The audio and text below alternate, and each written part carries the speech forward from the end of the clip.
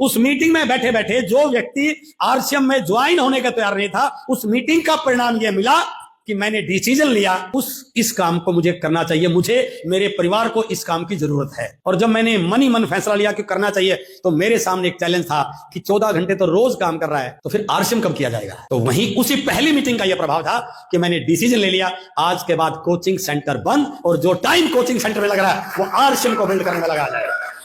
तो डिसीजन तो बहुत बड़ा था, डिसीजन तो उस समय चौंकाने वाला था, लेकिन जाना तो घर पे था ना। फिर तो जब उस डिसीजन लेने के बाद मैं घर पे गया और मैंने सारी कहानी घर जाके बताई, तो घर वालों ने मेरा बड़ा साथ दिया होगा कि शाबाश, जोरदार। तो घर का पूरा माहौल लगे था। घर वाले कह रहे थे क्या पागलपन है ये। मेरे दोस्तों को, मेरे कुलीस को, मेरे स्टाफ मेंबर्स को पता चला कि आप इसने कोई कपड़ा बेचने का काम शुरू कर लिया है। मेरी सिस्टर है, काफी बड़ी एज में, वो पढ़ी लिखी नहीं है, तो वो घर पे आई तो मैडम ने उनको पूरा, मेरे आने से पहले, मैं तो प्लान दिखाने का हुआ था, तो मेरे आने से पहले उनको पूरा पक्का कर रखा था।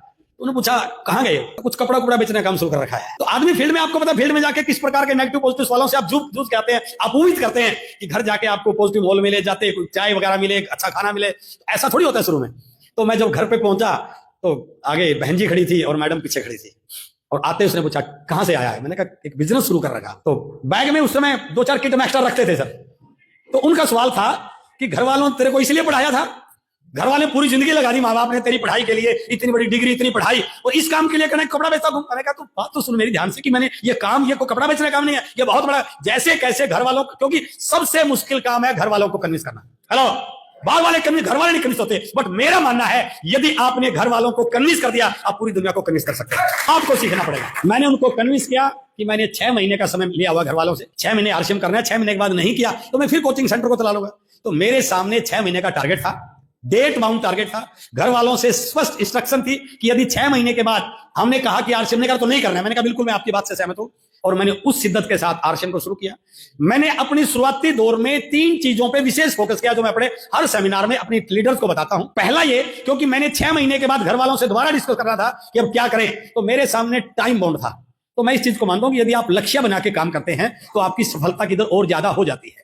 दूसरा, मैंने इस चीज में फोकस किया, मैं ये मान चुका था कि यह काम मेरे अकेले के करने से चलने वाला, जब तक मेरे जैसे साथी मेरी टीम में नहीं डेवलप होंगे, उनको प्लान दिखाना आना, लोगों से मिलना, जाके मीटिंग करना, अपने नेटवर्क को बढ़ाना, ब्रांचेज ओपन करना, तो मेरा बिजनेस बड़ा होने वाला नहीं है। तो मैंने दूसरा इंपॉर्टेंट काम यह किया कि मेरे लीडर्स को मैंने प्लान दिखाना, सिखाना, उनको सक्षम करना, ताकि वो भी मेरे काम को बढ़ाएं। और तीसरा जो सबसे इंपॉर्टेंट काम मैंने किया कि मेरे अकेले शहर से यह काम बहुत बड़ा नहीं होगा।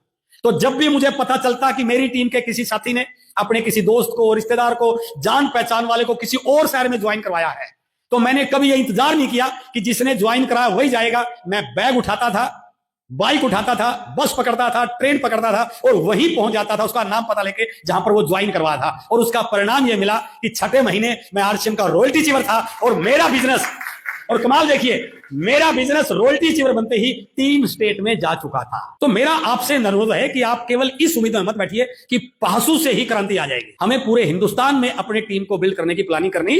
पहासू के उधर खुर्जा भी है, उधर आपके अलीगढ़ है, आगे आप जाओगे तो कानपुर आ जाएगा, और यूपी तो भारत का सबसे बड़ा स्टेट है।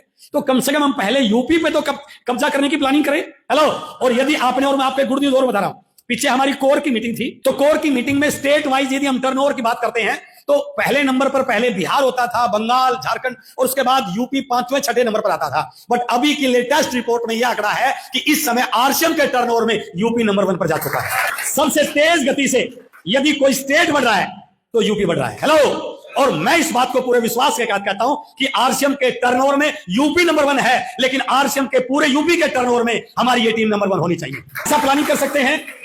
तो 6ठे महीने रॉयल्टी आई सर। रॉयल्टी का जो स्टेटमेंट मैंने कंप्यूटर सेंटर से प्रिंट करवाया, तो वो स्टेटमेंट मेरा कोचिंग सेंटर की इनकम के बराबर था।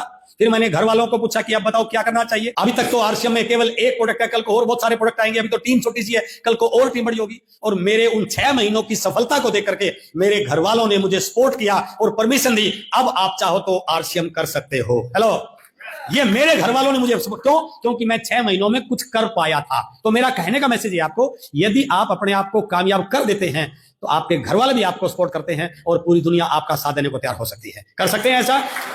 उसके बाद मैंने बाहर बिजनेस को डेवलप करना शुरू किया। 2001 में मेरी ज्वाइनिंग हुई थी। 2007 आते आते 6 साल में मैं आरसीएम से इतना पैसा कमा चुका था जितना हरियाणा सरकार मुझे रिटायरमेंट तक देने वाली थी।